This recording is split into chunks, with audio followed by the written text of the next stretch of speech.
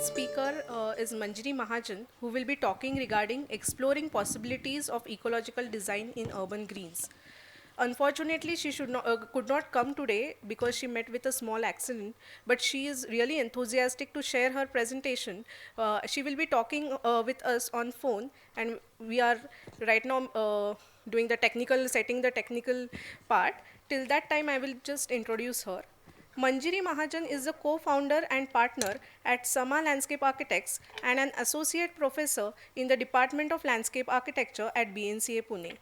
She has an experience in the field to cover a wide range of projects of various scales from residential, institutional, SEZ and corporate to restoration in various parts of the country. Being an avid traveler, her wanderlust nature takes her into various parts of the country and abroad, her prime love being forests, birding, and wildlife. Hello everybody and a very good afternoon to all of you. I thank Swati and Piyush for inviting me to share some of my work on this platform today. I apologize that I am not able to do this personally by coming there. And I thank Deepa, Shreya, Neha, Anupama, everybody who has been very helpful in setting the entire thing up. So I'm calling my presentation Paths in the Dirt, which is basically exploring possibilities of ecological design in urban living situations. Deepa, next. Like John Lewis says, of all the paths you take in life, make sure some of them are dirt. So this is basically an attempt to explore ecological design possibilities in urban interaction spaces catering to social usage typologies. Simply meaning all of these projects are in urban areas facing similar urban pressures and having similar urban use patterns. So like for any landscape, we look at three aspects: the land, water, and the vegetation. The presentation is also divided into three parts. One of these aspects is highlighted in each of the projects. So each project is actually a combination of all three together, but for this presentation, I am only going to be speaking on one aspect. Next. So to begin with the land.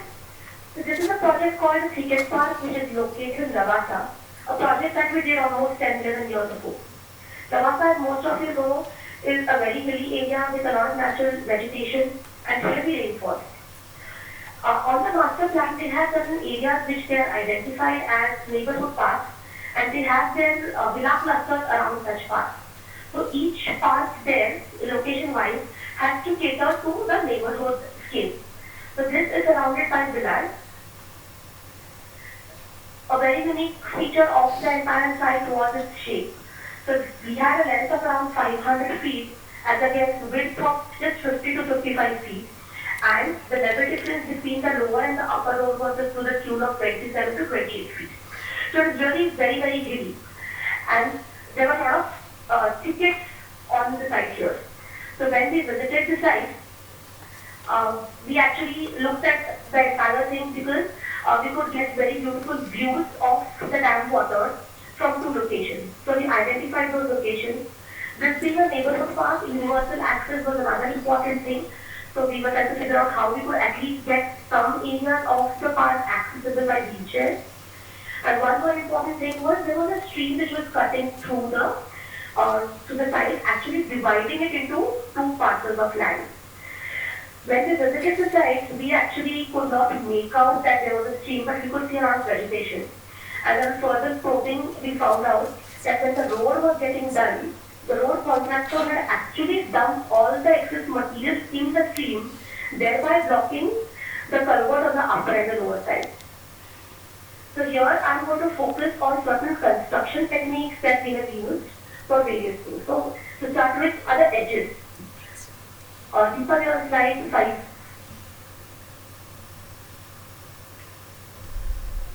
5. Yes. Slopes construction technique slide. Edges, yeah, construction techniques, edges. Yes. Next. Yes. Huh? So in the image on the left hand side that I written before, that is how the site generally was. And because of all the water that was coming from the hill behind, because of the villa and the construction, all the topsoil was eroded and had come and accumulated at the lower road. On the left-hand side of the left-hand image, you can actually see a rocky outcrop that was there. So that was a typical edge condition. We did not want to disturb that. One important aspect while doing this entire thing was we did not want to use concrete, we did not want to use too many walls, and we wanted to avoid using retaining walls.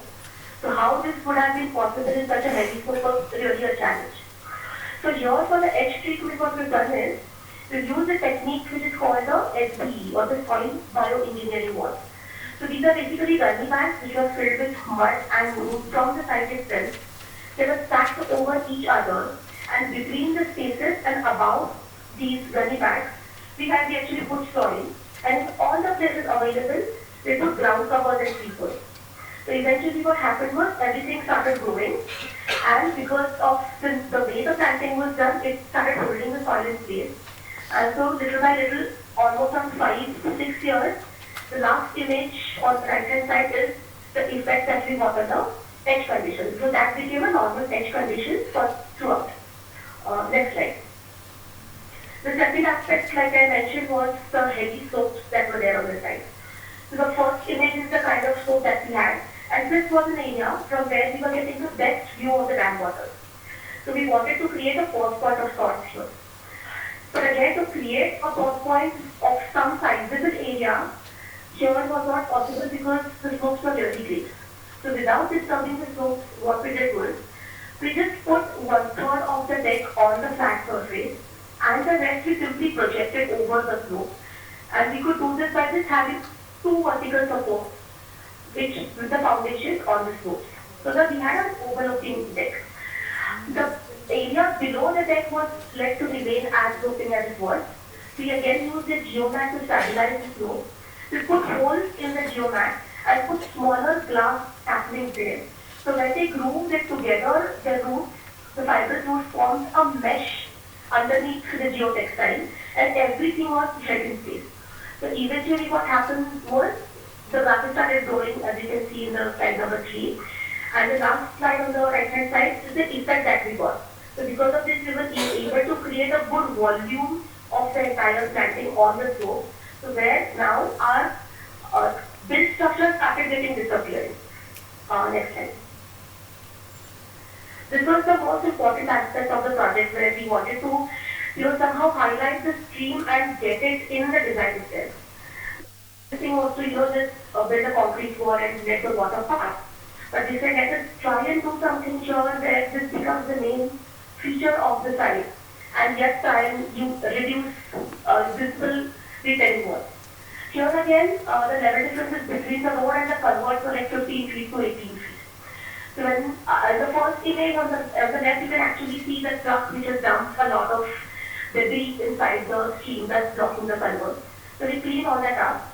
And then again, with the engineers, we sat and devised a situation where we used the soil bioengineering wall again to create earth walls, natural walls, as per the lay of the land. So from the topmost point culvert to the bottommost point, we have a series of these walls which were done on site. Together with the stones that were, so we had a lot of stones because of the road work, which were a byproduct of the excavation that had happened for the pillar also. So we used all the stones to line the bottom, which is again not concretized, and we also created smaller bunds using these stones, so that the water, which was actually gushing with a lot of force, the force was reduced at certain places. Then whatever horizontal spaces we were getting in this were again filled with soil, and it was again started over. So this became one of the major features, and we used a simple bridge without getting funnels into the stream to cross over from one place to another, thus unifying both the areas. Next slide. One funny, interesting thing that we encountered on this site was the pathways that we were making were roughly 4 to 4.5 feet wide. And the stormwater engineers came up with a situation saying that looking at all the water, the runoff water, they needed a stormwater drain which was 5 feet in width, and which was supposed to be a concrete drain abutting and running parallel along the length of the pathway. So there's no way we could have done that because our pathway itself was about 5 feet wide. So then this is something very unique that we tried out. Nobody knew how this was going to work. So we said, okay, let's have all the stones that we have at the side, and we created a dry swale. So we just lined stones in a particular manner. This is 4 to 5 feet width. We just put the stone. On top of the stones, we again laid the geomat fabric. We fitted soil on the geomat, and we put in grasses of varieties which would take a little water logging, and we just put the grasses there. So the last finish is how it became later. It was a very successful design. We were all surprised because we really did not think this would happen. So because of this entire thing, the water was allowed to percolate in the swale. It was given time to percolate, and we did not have any water on the pathway also. So this, happened like a unique situation for this site. Also, as for the selection of materials and the use of materials, we did not use PCCs for all hard areas. We just did the edges in brickwork and PCC, and within that, most of the things were let loose, like the image on the right-hand side, which is the pot. The simple Shahabad cobble with larger gaps in between, allowing water to percolate. Yeah, Next slide. ma'am, you have only 5 minutes left. Yeah, okay. So this is how it looks in the insert, where we try to merge it with the existing topography and the natural vegetation. The second project, next slide, talks about water in a different way. This is a very large campus that we've done at Sinjarvi. It is called SEZ for Capgemini. We had a lot of forested area on top of the site, on one end of the site, from where all the water was gushing below. Next slide. Next slide. The top two images show the kind of degradation that had happened on the site when we actually, were introduced to the project. So for the fire tender axles, for fire alarms, we had built a road all around the site, thereby disturbing everything that was there. So there was not a single tree, there was not a single blade of grass, there was nothing. But we had just convinced them to store whatever soil was there in the process. So we had a lot of area the soil was kept there. So what we've done is, if you can go back to the previous slide, slide number 10. Can you tell me the slide title? 10 is Capgemini solution to water. Yes, ma'am, on the same side. Yeah. So what we did was we created a swale on the topmost level. The swale turned inward, and looking at the contours, we knew that the hydrological channels were, flowing in that manner. We created two eco points, one at the upper and one at the lower level. We had a series of silt traps that were designed and placed. And from this way, we took the water into one eco pond, allowed it to settle. The overflow went to the second lower level eco pond, allowed to settle. And it cascaded over and finally went to an area which was a recharge pit area. Deepa can go ahead. Next. Yeah, eco pond creation. So this is how we did it. We can see the slopes that were completely denuded. We did a lot of grass seeding here, just at the onset of the monsoon. We just put grass seeds everywhere. And the last image on the right, you can see the green effect that it has. This after it was complete. Deepa, next slide. So this is a complete eco pond. Like I say, one eco pond is for the humans, one eco pond is for everybody else. So the lower one is for people because they have their cafeterias and social spaces around it. Deepa, next slide. Microclimate creation. And this is the eco pond which is for the birds and the butterflies and every bit. So from a site which did not have a single tree or a single shrub, today after 6 or 7 years, this is the kind of feeling that I'm getting. So this is an area which is completely left to nature to take care of by itself. Yes, the coconuts are introduced because there was no trees, there were no verticals for birds to come and nest on. That's why we used coconuts. We used the soil that was there from the site, so we had a lot of seed generation. So whatever is the planting mix, some of it is introduced, some of it is now taking care of itself. And now we can see a lot of these beaver birds and sunbirds, munias, lapwings coming there because of the water and the vegetation. Next. The last project talks about vegetation in a different manner. Our plant actually here stays in a very high-end society near the Karnai Hill. And this parcel of land is around 8 acres in area was a visual backdrop. The entire building looked into it and they found that because of various reasons, this plot was not accessible. And there were a lot of slum developments that had started coming up. So people would go to the hill in the morning for their natural biological call, and this is what they were looking at. So they said, can we just do something about this? We looked at the site. Yes, there were certain trees there, but more or less it was just a dry area with a lot of shrubs around. So we said, okay, let's do something about it.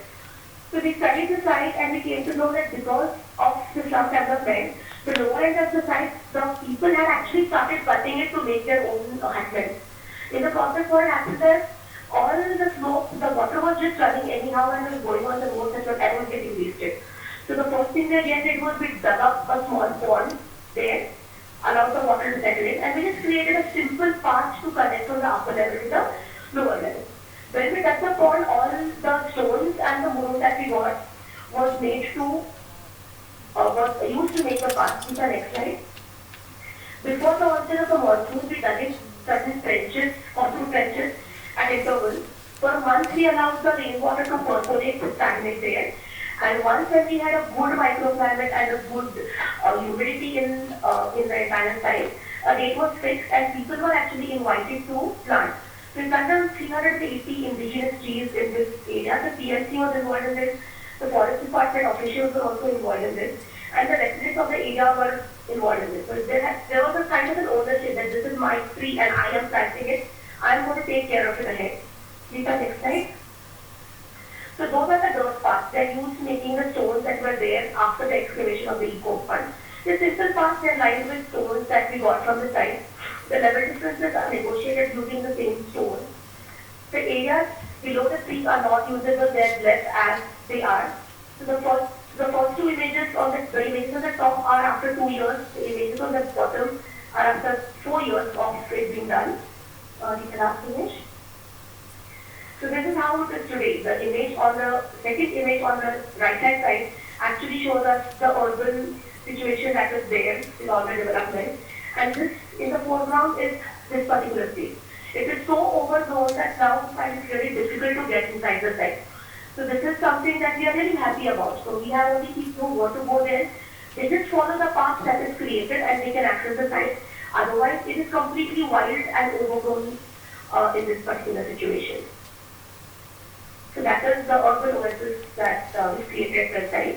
Deepa, next slide. Thank you so much. Thank you, ma'am.